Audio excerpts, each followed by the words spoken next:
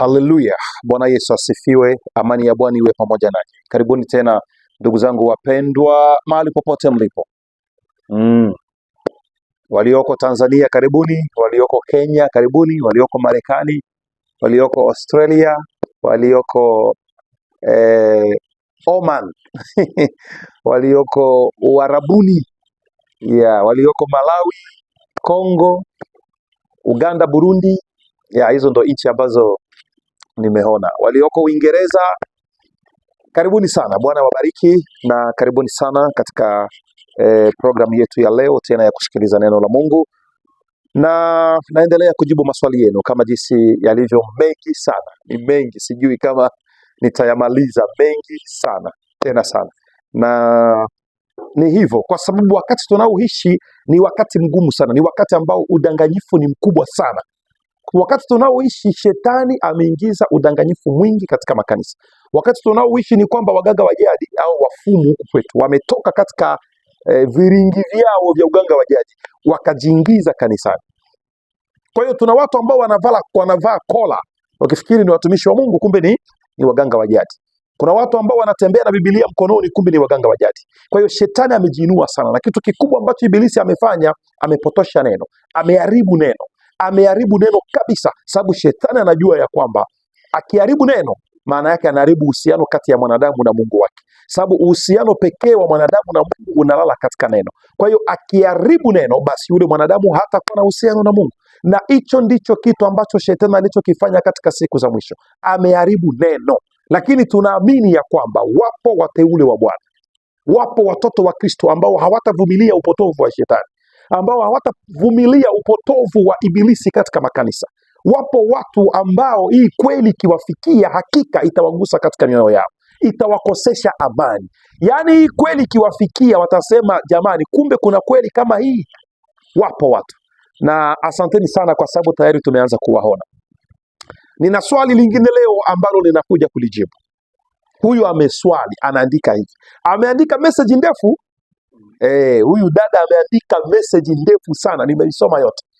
Basi katika message ndefu yake hiyo kwenye WhatsApp nikachukua hili swali ndogo. Ameandika, mimi ni mke wa 5 katika poligamia kwenye ndoa.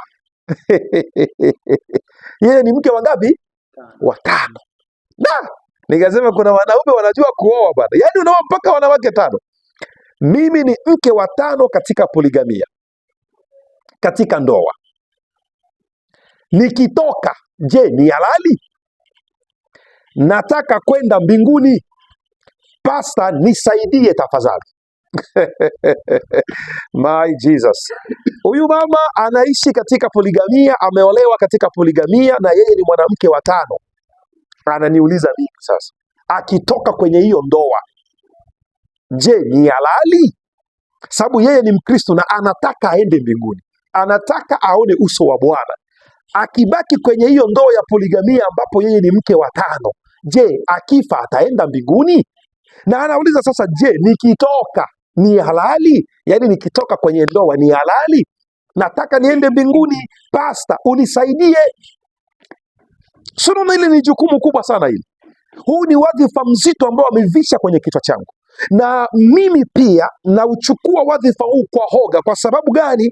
Maneno nitakayoyaongea hapa yatageuka hukumu yangu baadaye nisipoongea kweli.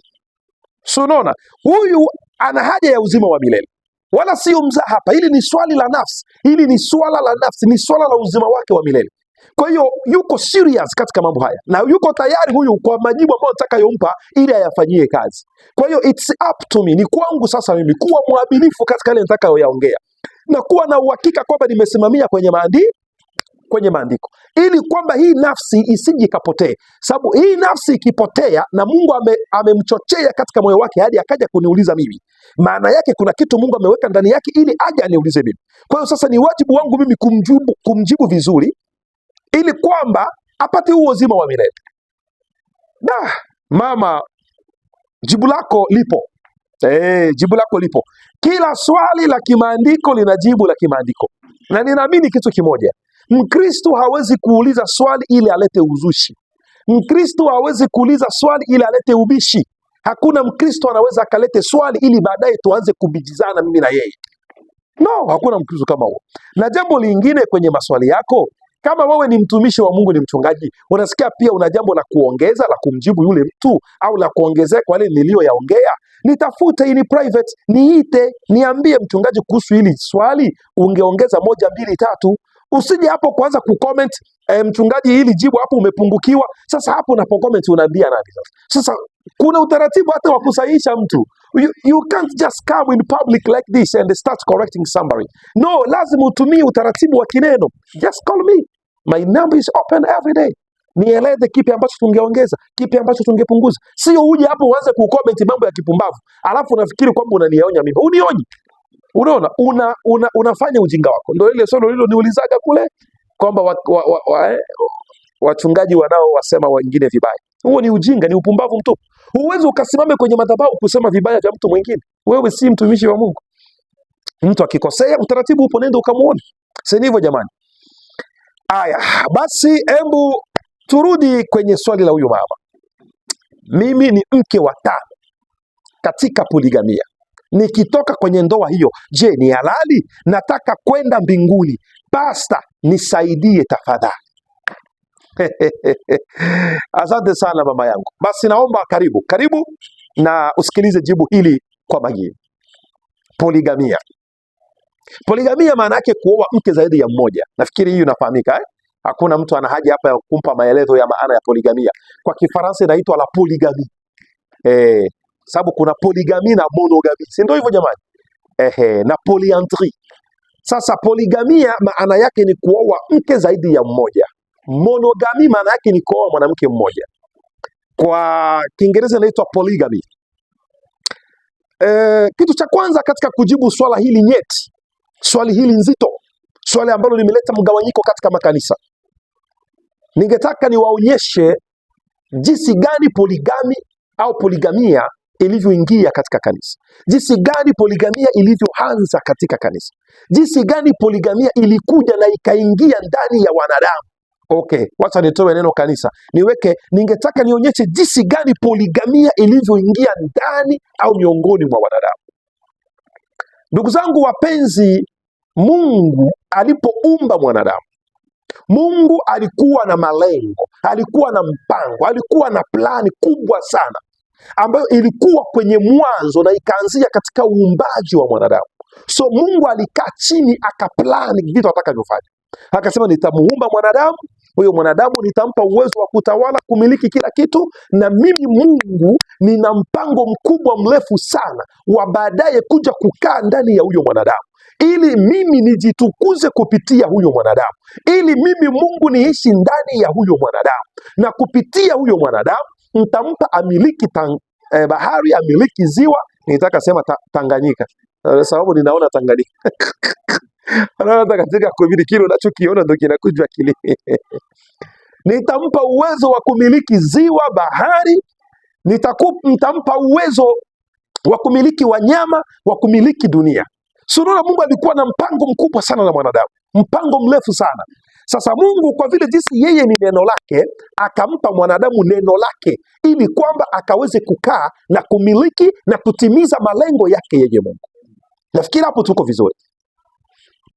Sasa hapo mwanzo Mungu akaumba mwanadamu. Si hivyo jamani? Na hayo ndio yalikuwa mapenzi makamilifu ya Mungu. Sababu kuna mapenzi aina mbili, Kuna mapenzi makamilifu ya Mungu na kuna mapenzi ya kuruhusia. Mapenzi makamilifu ndo yale mapenzi ya kweli mazuri ya Mungu. Na mapenzi ya kuruhusia ndo yale mapenzi ya basi, fanya basi. Fanya basi. Bishie hivyo. Unaona? Hayo ndio yanaitwa mapenzi ya kuruhusia. Mfano Bahali. Si unakumbuka yule nabii Bahali ambaye alikuja kuitwa na yule mfalme ili kwamba aende laani Israeli? Akaenda kwenye magoti kuomba Mungu, nimekuja kuitwa niende nilaani Israeli. Je, niende? Mungu akamwambia, hapana Bahali, huwezi kwenda kulaani Israeli wewe. Huwezi laani niliyembariki. Ule mfalme akatuma tena mtu mara ya pili. Mfalme anakuita Bahali, wewe ukamlaani Israeli.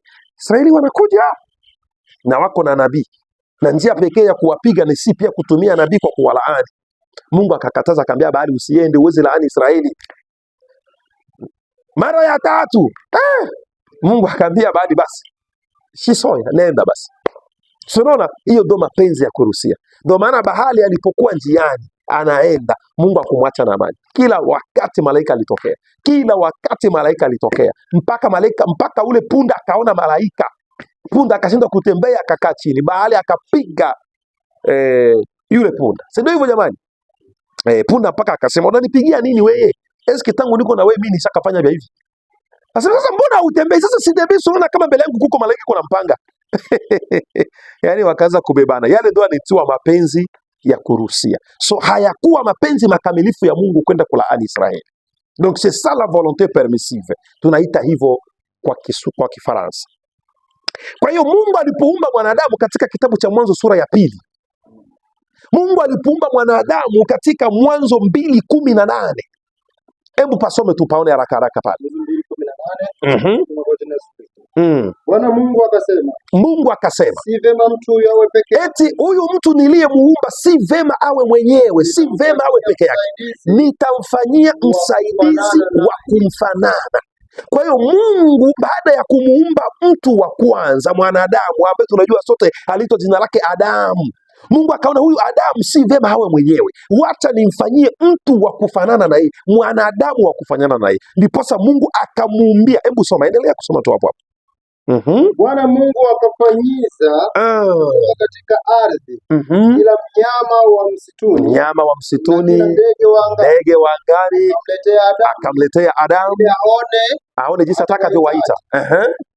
Kila kiumbe hai jina alilokiita Adamu ndio likawa ndilo jina lake. Endelea. Adamu akawapa majina yao kila mnyama wa kufugwa na ndege wa angani ndio na kila mnyama ndio msituni, lakini hakuonekana wa kumsaidia Adamu aliyefanana naye. Endelea. Akamletea Adamu usingizi. Ndiposa Mungu akampiga Adamu kwa usingizi mzito. Adamu akalala. Kisha akatoa ubavu mmoja. Biblia ina precise hapo, inasema akatoa ubavu mmoja. Akamfunika nyama pale mahali alipotoa ubavu, na kupitia ule ubavu alioutoa katika Adamu, Bwana Mungu akaufanya Mungu akafanya ule ubavu mwanamke. Inasema wanawake, mwanamke akamleta yule mwanamke kwa Adamu. Adamu alipoona mwanamke alifanya nini? Akamleta mwanamke kwa Adamu. Adamu akasema, sasa huyu ni mfupa katika mifupa yangu na nyama katika nyama yangu. Basi utamuita nani? Ataitwa mwanamke. Kwa nini? Kwa maana ametwaliwa katika mwanamume. Ndio maana ya wewe kuitwa mwanamke, kwa sababu ulitwaliwa katika mwanamume. Kwa hiyo kwa kila mwanamume kunatwaliwa mwanamke huyu mmoja. Kwa hiyo mapenzi makamilifu ya Mungu ilikuwa mwanaume akae na mke wake huyo, hapana wawili, hapana watatu, hapana wanne. Mungu pamoja na plani yake na mpangilio wake aliyokuwa nao, alikuwa amepangilia kila mwanadamu, mwanaume awe na mwanamke huyo. Ndio maana aliumba mwanamke huyo na mwanaume huyo, ili kwamba atimize malengo yake. Mwanzo 1:27. Ndio. Mwanzo 1:27. Usikia alivyoumba Mungu tu. Mwanzo 1:27 hadi 28. Inasemaje? Mungu akaumba mtu kwa mfano wake. Mungu akaumba mtu kwa mfano wake. Mfano wa Mungu. Kwa mfano wa Mungu alimuumba mwanamume na mwanamke. Mwanamume na mwanamke aliwaumba. Mwanamume na mwanamke. Ina maana hapa kitu cha kwanza ambacho mnastahili kuelewa ni kwamba mapenzi ya kwanza ya Mungu, mapenzi makamilifu ya Mungu, mapenzi ya kweli ya Mungu, mwanzo alikuwa ni mwanamume umoja na mwanamke mmoja. Sisi tunaelewana hapa? Yaani mwanzo Mungu alipoumba, aliumba mwanamke huyu na mwanaume huyu ili waishi kama mme na mke. Hayo ndiyo maumbile ya mwanzo. Hiyo ndiyo Biblia. Maliza 28. Mungu akawabarikia akawaambia nini? Zaeni mkaongezeke, mkaijaze nchi na kuitiisha, mkatawale samaki wa baharini na ndege wa angani na kila kiumbe chenye uhai kiendacho juu ya nchi. Mungu akawaambia watawale. Kwa hiyo mapenzi makamilifu ya Mungu kwanza ni mwanaume awe na mke wake huyu mmoja, na Mungu hivyo ana mpango wake, ana plani yake, si ndio hivyo? Sasa katika kuishi kwa mwanadamu, kumbe kuna adui mmoja anaitwa Shetani, Ibilisi, mtu mbaya sana, mtu wa ovyo sana huyo adui. Mpaka leo tuna adui mmoja tu, ni Shetani. Hatumpendi na yeye hatupendi, na mpaka leo uhusiano wetu na yeye ni chuki. Yaani kama kuna mtu tunachukia ni Shetani. Hatumpendi huyu jamaa, na hatujawahi kumpenda na hatutampendaga. Kwa nini? Kwa sababu yeye ni mtu mbaya sana. Akaona wivu ule, akaona plani ambazo Mungu anapanga na huyo mwanadamu. Shetani anajua njia pekee ya kumtenga mwanadamu na Mungu ni kupotosha neno kwa huyo mwanadamu. Ndio maana vita vyote vikubwa vya Shetani kwa mwanadamu ni kumpeleka mbali na neno. Ndio maana Shetani anapotuwinda sisi, hatuwindi tena kwa mambo haya madogo madogo. Sababu anajua Shetani siwezi vuta sigara, anajua siwezi kunywa pombe, anajua siwezi enda kwa wanawake, anajua hilo Shetani. So anachotuwinda sisi ni kujaribu kutupotoshea nini? Neno. Sababu anajua kwamba katika masuala ya Mungu na neno, ukiharibu moja unaharibu yote. Unaona shida iliyoko? Ukiharibu hii moja unaharibu yote. Kwa hiyo Shetani anawinda kupotosha nini? Neno kwa mwanadamu. Akaja Shetani.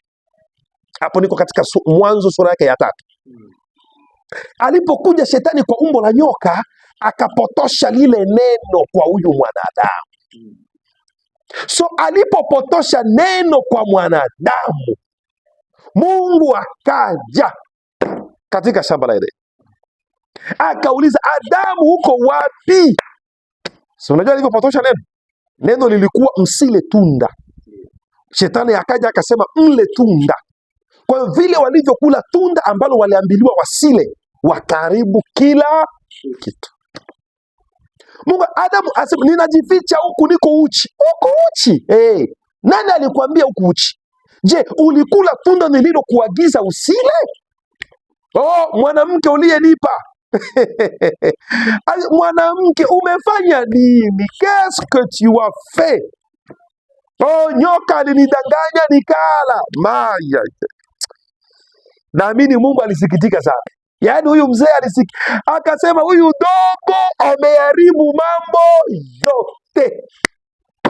Peti anaharibu plani yote. Yaani dogo anaharibu kila kitu, mambo yakawa zegera.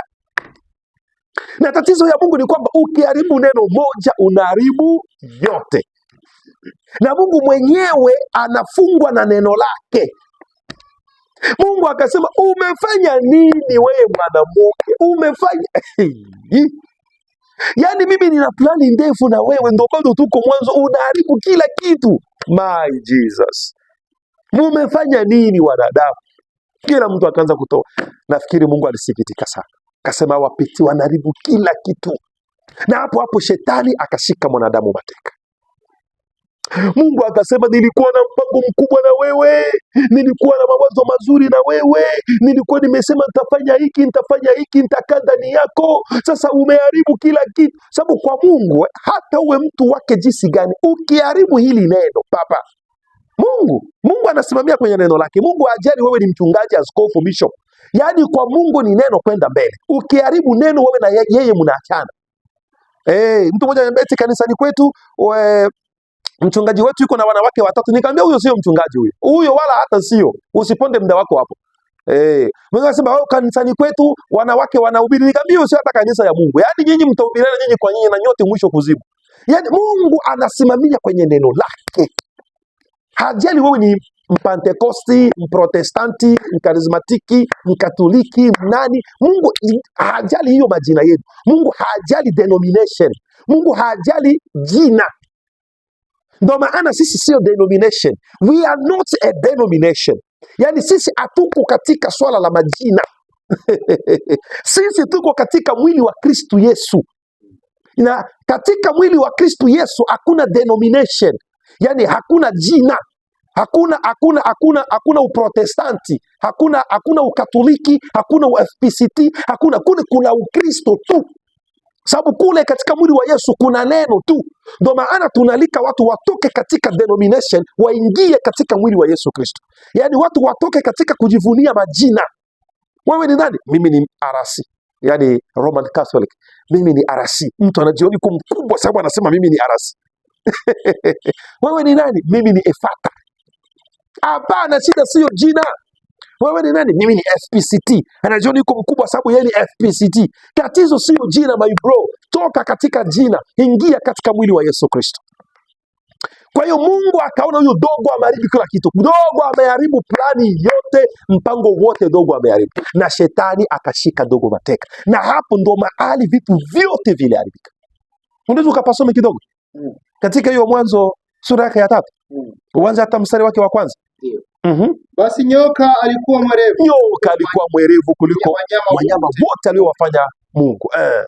Aliowafanya Bwana Mungu. Akamwambia mwanamke, eti hivi ndivyo alivyosema. Usikia kisi kanyoka kanakujaga, ndo tabia ya shetani.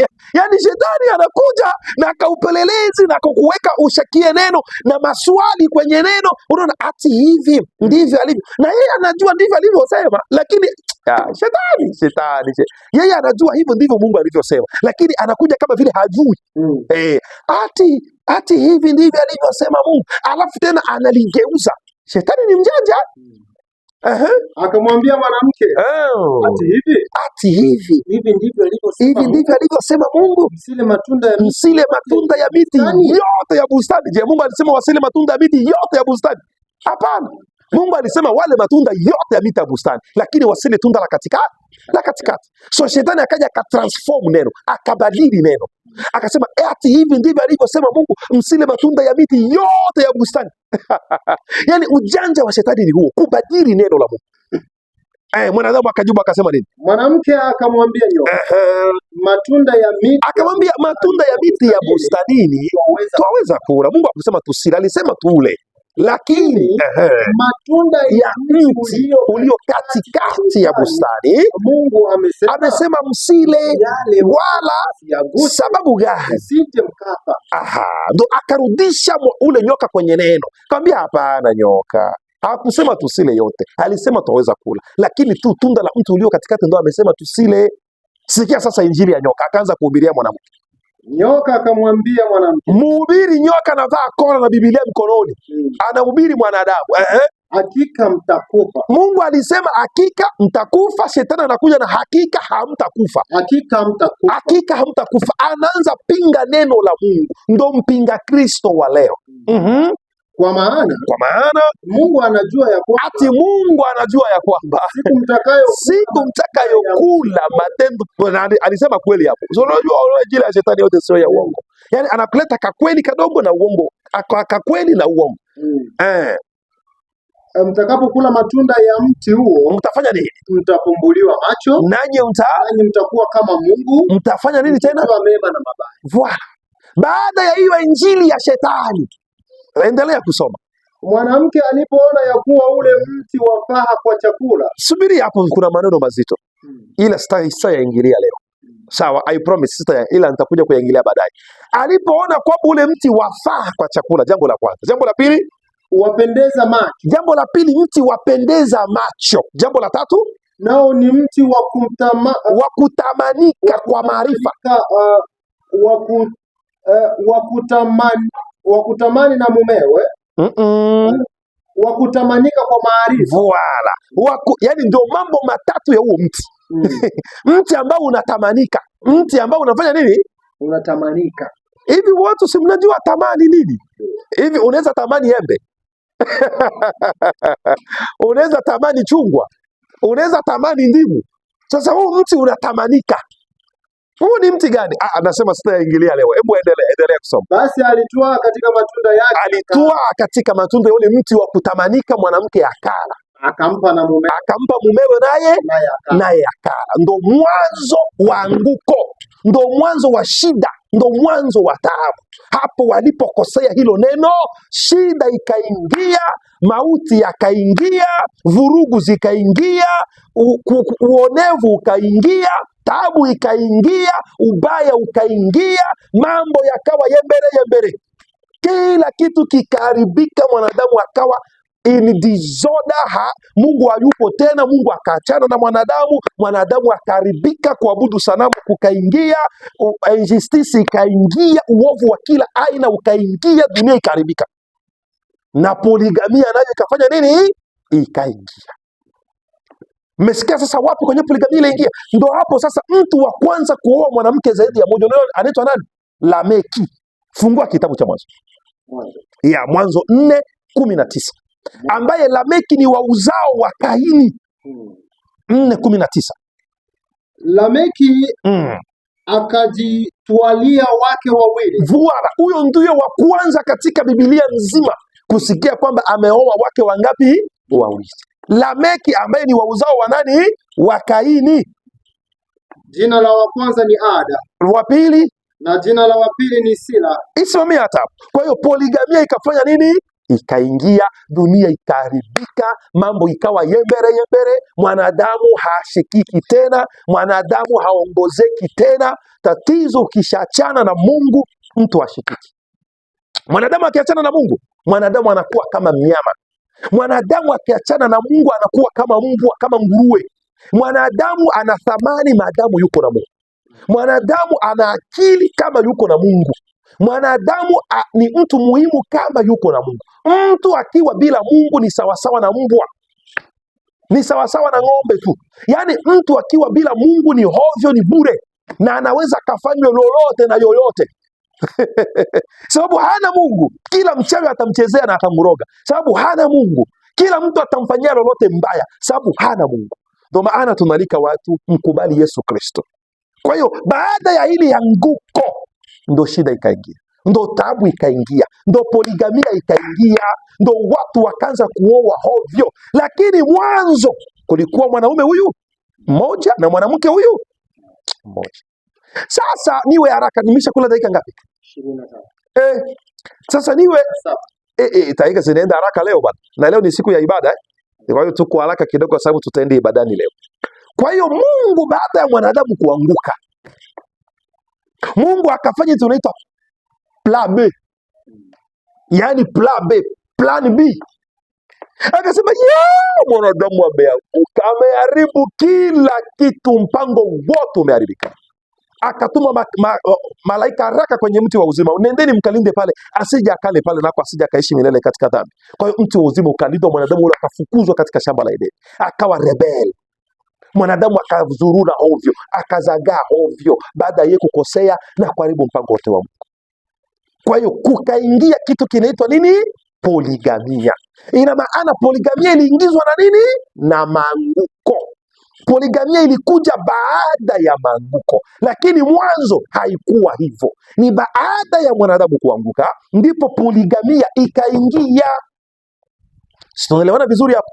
Ndipo Lameki akaoa wanawake wawili, lakini kabla ya Lameki hakuna mtu aliyeoa wanawake wawili. Na mpango wa asili wa Mungu ulikuwa ni mwanaume awe na mke wake huyu mmoja. So baada ya mwanadamu kuanguka, Mungu akasema basi tutafanya hii bishie bibi, sio ile mapenzi ya kuruhusia. Sasa naelewa vizuri hapo Sasa hapa sitaki kusoma verse nyingi sababu muda unaenda, na leo ni siku ya ibada, tutaenda kanisani hivi punde tu. Basi biende hivyo, tutafanyaje? Si ndo Mungu akaingiza hili agano la poligamia? Kuku moja dume, kuku jike 10, mbuzi moja mbuzi dike 20, ng'ombe mmoja ng'ombe jike 10. Ndo poligamia ikafanya nini? Ikaingia katika maumbile. Naamini hata samaki mle, nunge moja iko na nunge za kike echolwe moja, sijui watu jompo unajua soliroa sana vicholwe kule Mwandiga tu sijui echolwe kwa Kiswahili, sasa nitakitaja. Kwa hiyo kuwe moja au kafyeke moja abungwe moja tobungwe 10. Poligamia ikaingia, mlonda moja milonda 10 ya kike. Poligamia ikafanya nini? Ikaingia ndani ya wanadamu. Mwanaume mmoja akazoa wanawake 10. Ndio mnaona sasa kina Daudi, kina Abrahamu, kina Yakobo, kina Daudi, kina Sulemani, watu wakawa katika anguko, lakini Mungu hayupo tena, sababu wote walikuwa chini ya kifuniko kimoja kinaitwa kifuniko, sababu ilikuwa damu ya mnyama. Na ndio maana wote wakati walipokufa wote walienda wapi? Kuzimu.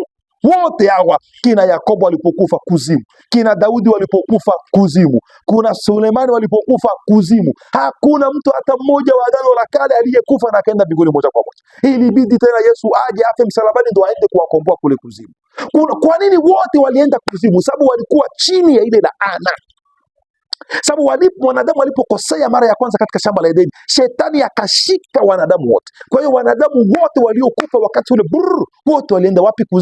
Kuzimu. Ndio maana ilibidi tena Yesu ashuke aende wapi? Kuzimu, kuwakomboa, kwa sababu walikuwa chini ya laana. Kwa hiyo poligamia ikaja ikaingizwa na maanguko, ikaingizwa na laana, ikaingizwa na wote. Mwendeleo wa poligamia, wote walioendelea katika poligamia ilikuwa ni fujo vurugu. Hebu tuanze kwa Ibrahimu. So unajua Ibrahimu, mzozo kati ya Sara na Agar. Na Sara ndiye aliambia Ibrahimu atembee na Agar. Sara ndiye aliambia Ibrahimu utembea na Agar. Agar ndio anaitwa kwa Kiswahili Agar. Yule mjakazi wa Ibrahimu, sisi tunajua kwa Kifaransa jamani. Lakini tena Sara tena akaanza kugombana na nani? Na ndio mwisho wa poligamia. Poligamia ni vurugu, ni utata tu. Twende kwa Yakobo. Raheli na Lea, mtu na mdogo wake waligombana. Kufaila poligamia. Twende kwa Daudi, ndio ilikuwa shida sasa. Fujo, vurugu kwenda mbele mpaka watu kuuana kwa Daudi. Kwa Sulemani, mpaka maanguko. Sulemani alianguka maanguko ya ajabu hadi leo wengine wanashakia wenda Sulemani alikuwa hakwenda mbinguni. Kwa hiyo na kitu kingine, ikondamangatiibota. Wanasema ikondamangatiibota. Hivi unajua watoto wa Sulemani walikuwa wangapi? Mmoja anasema alizaa watoto 3, wengine wanasema alizaa watoto 9. Ona wanawake aliokuwa na wanawake ngapi? Maelfu, wengi, lakini watoto wangapi? 3. Watoto 3 tu ndio kwenye Biblia. Sulemani alikuwa na watoto wengi. Sasa now imagine, posez-vous la question. Mtu ameoa wanawake 1000. Anaweza sana watoto 3?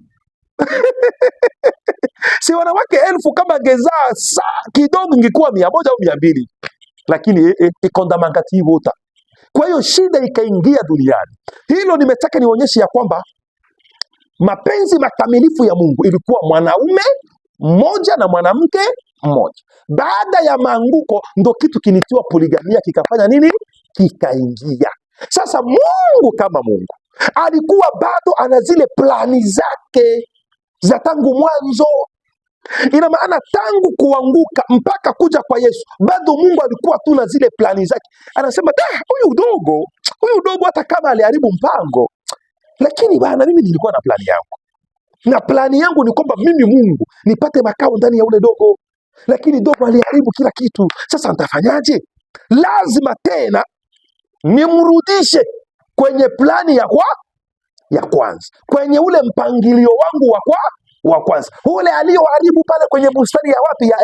Ya Edeni. Lazima nimrudishe pale. Ndio Mungu akakaa siku zote hizi anaweka plani, ataturudishaje katika mpangilio wake ule wa kwanza. Comprenez la? Unaelewa hapo sasa?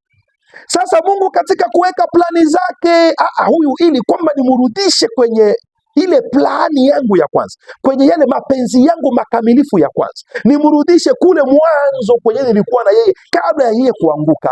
Lazima mimi Mungu mwenyewe nivae mwili, niende duniani ili niweze kumkomboa kutoka katika dhambi, alafu nimrudishe kule mwanzo. Ndio maana ya Yesu kuja. Comprenez là-bas? Ina maana sasa Yesu alikuja kwa nini? Yesu alikuja ili kuturudisha mwanzo. Sasa uwezi hoa tena poligamia leo katika Agano Jipya, sababu katika Agano Jipya tunarudishwa mwanzo.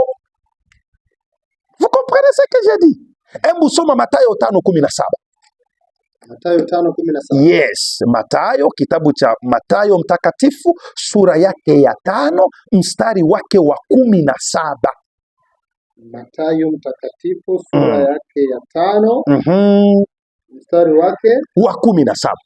Yesu lengo lake kubwa kuja ni ili kwamba sisi turudi kwenye mwanzo. Ina maana hivi, kuko mwanzo, kuko kipindi cha kuanguka na kuna kipindi cha kurudi mwanzo. Kwa hiyo tunafanya cercle vicieux. Sio, unaelewa hapo? Nakosa ubao tu ningeonyesha vizuri hapo. Yaani kuna mwanzo, kuna kipindi cha maanguko na kuna kipindi cha kurudi mwanzo. Kwa hiyo kuna agano kamilifu la Mungu, kuna agano la maanguko na Mungu na kuna agano la kurudi mwanzo. So mwanadamu ni yule yule, alianguka, aliumbwa mwanzo akiwa mkamilifu, akapita kipindi cha maanguko, akaingia sasa katika kipindi cha kurudishwa tena mwanzo. Ndio vipindi hivi vitatu vya agano la Mungu na mwanadamu katika swala la ndoa. Kwa hiyo katika agano la kwanza la Mungu na mwanadamu ilikuwa mtu mme, mtu mke. Agano la pili la Mungu la mwanadamu lile la mapenzi ya kuruhusia, ikawa mme mmoja wake wengi. Hivi sasa baada ya Yesu kuja, tuko katika agano tena la kurudi mwanzo, kule ambako tuliangukia. Ina maana maanguko, swala la maanguko, swala la agano la kale, swala la damu ya mnyama, swala la kifuniko liliisha pale Yesu alipokuwa msalabani. Ndio maana hekalu, pazia kuu lilipasuka vipande viwili, kuonyesha ya kwamba hapa ni mwisho wa agano langu lile la maanguko na wanadamu. Je commence une autre alliance avec les hommes. Naanza agano lingine jipya na wanadamu. Kwa hiyo isha mambo ya hekalu, isha mambo ya patakatifu. Hivyo vyote vilikuwa vivuli, ilikuwa ni mifano ya kutangaza hiki kitakachokuja, sababu namrudisha mwanadamu katika mwanzo. Hebu soma Mathayo 5:17. Aha. Msidhani ya kuwa nalikuja kuitangua torati. Ndio Yesu. Msidhani ya kuwa mimi Yesu nimekuja kuitangua torati au manabii. Hapana. Lakini sikuja kutangua, lakini kutimiliza. Yaani sababu baada ya mwanadamu kuanguka, hivi vyote vilikuwa ni vivuli ambavyo vilikuwa havijatimia. Ndio maana watu walipokufa walienda wapi? Kuzimu. Ila sasa Yesu akaja sasa kuitimiza. Hebu ruka haraka Mathayo 19:8. Mathayo 19:8. Yes, 19:8 hapo. Mathayo 19:8. Akawaambia Musa, kwa sababu ya ugumu wenu. Unaweza ukaanze 4. 4 nasema hivi. Ndio. Akajibu akawaambia, ndio, hamkusoma ya kwamba yeye aliwaumba mwanzo? Anza moja. Ikawa Yesu alipomaliza maneno akatoka Galilaya Yesu akafika mipaka ya Uyahudi ngambo ya Yordani. Makutano mengi yakafuatana na Yesu, akawaponya huko. Basi Mafarisayo wakamwendea wakamjaribu, wakamwambia. Sikiliza swali lao. Je, ni halali mtu kumwacha mkewe kwa kila sababu? Yesu akajibu Mafarisayo akawaambia, hamkusoma ya kwamba yeye aliyesimama hapo. Yesu anawarudisha wapi? Mwanzo. Yesu asingewapeleka pengine isipokuwa kuwarudisha mwanzo, sababu yeye Yesu ndo anakamilisha kipindi cha mwisho wa maanguko. Yeye Yesu ndo anakamilisha kipindi cha mwisho cha sheria na torati. Kwa hiyo hivi tunamalizana na torati, tunamalizana na sheria, sasa ni wakati wa kurudi mwanzo, ili ule mpango mkamilifu wa Mungu wa mwanzo utimie ndani ya mwanadamu. Ndio maana Yesu sasa naye hapo akawarudisha wapi? Mwanzo. Soma tena, endelea. Hamkusoma ya kwamba yeye aliyewaumba mwanzo aliumba mtu mume na mtu mke. Akasema, kwa sababu hiyo mtu atamwacha babaye na mamaye, atambane na mkewe, wawili. Alisema watatu, alisema wanne. Hao wawili watakuwa mwili mmoja. Mtu atamwacha baba na mama, atambatana na mke, sio na wake, na mke, na hao wawili watakuwa mwili mmoja. Ndivyo ilivyokuwa mwanzo, kama tulivyosoma Mwanzo katika Mwanzo 2:18. Tukasoma katika Mwanzo 1:27-28 kwamba mume ataacha baba na mama, ataambatana na mke wake.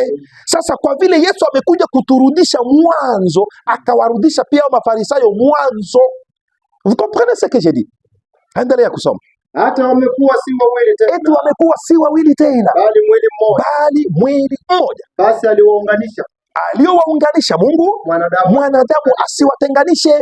Wakaongeza swali, wakamwambia, jinsi gani basi Musa aliamuru kumpa hati ya talaka? Sasa vipi Musa sasa aliruhusu kumpa hati ya talaka na kumwacha? Yesu akajibu nini? Akawaambia Musa aliwafanyia kwa sababu ya ugumu wa mioyo yenu. Yani Musa aliruhusu mufanye hivyo sababu nyinyi mlikuwa katika maanguko, lakini tangu mwanzo haikuwa hivyo. I love you Jesus. Unaona Yesu huko anaturudisha wapi? Mwanzo. Tangu mwanzo haikuwa hivyo. Musa aliruhusu tu sababu ya ugumu wa mioyo yenu, lakini tangu mwanzo haikuwa hivyo. Na mimi Yesu nimekuja ili kuwarudisha wapi? Mwanzo. Unajua kama Yesu ndo Adamu wa pili Kwa hiyo Yesu ndiye Adamu wa pili. Sasa shetani alishinda Adamu wa kwanza, lakini hawezi weza kushinda huyo Adamu wa pili. Ina maana hivi tuko na Adamu wa pili katika shamba la Edeni tena, ambako tunarudi katika plani ya mwanzo ya Mungu. Ndio maana leo mwanadamu anapata Roho Mtakatifu na anakaa ndani yake. Kwa nini Roho Mtakatifu yuko ndani yetu? Katika Agano la Kale asingekaa ndani, ila yuko ndani kwa sababu ndio ilikuwa mpango wa Mungu. Hebu fungua basi haraka tena hapo Wakorintho wa kwanza 7:2. Wakorintho wa kwanza 7:2. Wakorintho wa kwanza 7:2. Yaani sisi ndugu zangu wapendwa mnaonisikiliza, tunarudi mwanzo na tumesharudi mwanzo. Kwa hiyo aliye katika poligamia leo katika ili Agano Jipya ambako tumerudi mwanzo, huyo yuko makosani kabisa yani.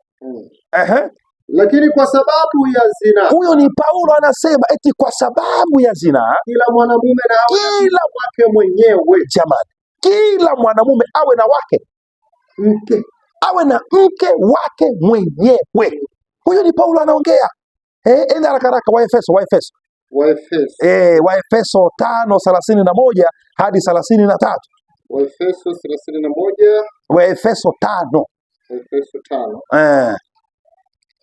Hivi nimesha kula dakika ngapi? Hapo ni 42. Hizo saa zinaenda haraka, my Lord, my Jesus. Okay. Waefeso 5. Waefeso 5:31. Waefeso 5:31. Kwa sababu hiyo mtu atamwacha baba yake, ataambatana na nani? Ataambatana na mke wake na mkewe, na hao wawili watakuwa mwili mmoja. Unaweza ukafungua haraka Timotheo wa kwanza ambayo inasema askofu awe mtu asiyelaumika. Timotheo wa kwanza 3:2. 3:2. Timotheo wa kwanza 3:2. Basi imempasa askofu awe mtu asiyelaumika, mume wa mke mmoja. Naona unaweza kuishia hapo, tusiponde na verse ni nyingi hapa, lakini muda ndio huo unaenda. Kifupi ndugu zangu wapendwa, tunarudi mwanzo, tunarudi Kanani. Tunarudi wapi? Mwanzo. Tunarudi kwenye shamba la Edeni, tunarudi kwenye mpango wa asili wa Mungu. Poligamia ilikuwa halali katika Agano la Kale walipokuwa chini ya damu ya mnyama katika yale maanguko, lakini leo tunaamini poligamia ni dhambi, poligamia ni mbaya, poligamia ni kuishi maisha ya nguruwe, poligamia haistahili, poligamia ni maanguko. Yaani aliye katika poligamia yuko katika maanguko. Sisi kanisani kwetu hatubatizi mtu mwanaume au mwanamke aliye katika poligamia. Yani that is clear. Mwanamke akiwa ameolewa katika poligamia akija kanisani kwetu eti tumbatize, cha kwanza tunamwambia toka katika maisha ya nguruwe, sababu katika kubatiza kitu cha kwanza si ni kutubu. Sasa utatubuje poligamia? Sababu tunaamini poligamia ni uzinzi na kutubu ni kuacha. Kutubu maana yake kuacha, si ni hivyo? Sasa utatubuje nimeacha poligamia wakati uko kwenye poligamia? Utatubuje Mungu anisamehe uzinzi wa poligamia na uko katika poligamia? Ndugu Branham anasema poligamia ni uzinzi.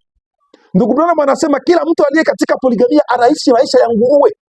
Anasema poligamia ni mbaya. Anasema wapoligamia wote wataenda kuzimu. Kwa hiyo sisi hatuamini poligamia, yaani hatuamini katika poligamia, hatukubali hicho kitu. Tunasema ni manguko, ni uovu. Ilikuwa halali katika nyakati zile, lakini katika Agano Jipya poligamia sio sahihi. Nafikiri hili ni jibu tosha kwa huyu mama ambaye amesema mimi ni mke wa 5 katika poligamia, nikitoka ni halali, nataka kwenda mbinguni, pasta nisaidie. Biblia inasema hivi mama, alichokiunganisha Mungu mwanadamu hawezi kukitenganisha, lakini alichounganisha mwanadamu anaweza kukitenganisha. Si Mungu aliyeunganisha hiyo ndoa. Hiyo ndoa ni kinyume ya neno la Bwana. Huwezi ukawe mke wa 5 wa mtu katika Agano hili Jipya, haiwezekani. Kwa hiyo ni mwanadamu aliyekiunganisha hicho, na mwanadamu anaweza kukitenganisha. Mimi ushauri wangu ni huu kwako, umelisikia neno, chukua muda wa kuchukua maamuzi, na maamuzi yako yawe sahihi kwenye neno. Hii mahubiri ya leo ni mazito lakini wakati mwingine ndio hivyo, lazima tusimamie kwenye neno. Nenda kwa mchungaji wako. Nafikiri una mchungaji wako. Kwa hiyo nenda kwa mchungaji wako na ukaone kile cha kufanya huko. Lakini neno ndio hilo, tunalihubiri hata hadharani, hata kwenye mikutano ya Injili tunalihubiri hili, na hili ndilo ambalo sisi tunaamini. Hatuamini katika poligamia. Tunajua poligamia ni dhambi, na yeyote aliye katika poligamia ataenda kuzimu. That is how we believe it. Kama kuna exception, kama kuna mengine mimi sijui, lakini tunachojua sisi poligamia ni dhambi, ni dhambi, ni dhambi, ni dhambi, na ni mbaya mbele za Mungu, na hata sheria yetu Yakobo hairuhusu mwanamume mmoja kuwa na wanawake zaidi ya mmoja. Kwa hiyo ni mbaya. Ndio hivyo mama, asante sana. Naamini nimejibu swali lako kulingana na maandiko. Hapa hivi hata Yesu akija akiniuliza, nitamwambia mzee, nilisimamia kwenye maandiko. Kwa hiyo lazima nisimamie kwenye maandiko. Najua ni ngumu sana. Nasema mbona sasa utaharibisha ndoa za watu? Sijaharibisha ndoa za watu, nimesoma neno. Nimesoma nini? Neno. Na wewe ambao ulitamani kuolewa katika poligamia, sasa uache, usiolewe huko tena. Bwana awabariki. Nafikiri tunaweza tukaishie hapa, tukajipange kwenda ibadani, na sisi wengine tunawatakia ibada njema. Leo ni tariki ngapi? Tariki 17 Yeah. Tariki 17 leo mwezi wa Oktoba. Leo ni siku ya Friday. Leo ni Friday. Sisi tunaingia ibadani mara 4 kwa wiki. Sasa nasema kanisa yetu mbona itawafanya kuwa maskini? Hapana, sisi sio maskini, sisi wote ni matajiri kanisani kwetu, sababu walio na Yesu ndio matajiri. Tunaingia siku ya Wednesday, tunaingia siku ya Friday, tunaingia Saturday, tunaingia Sunday, tunaingia mara 4 kwa wiki, na hivi ni miaka zaidi ya 30 tunaingia hivyo. Kwa hiyo hapa ni ibada kwenda mbele. Hivi tunataka ende ibadani tena. Asante, Bwana wabariki. Kwa heri kwa kuonana.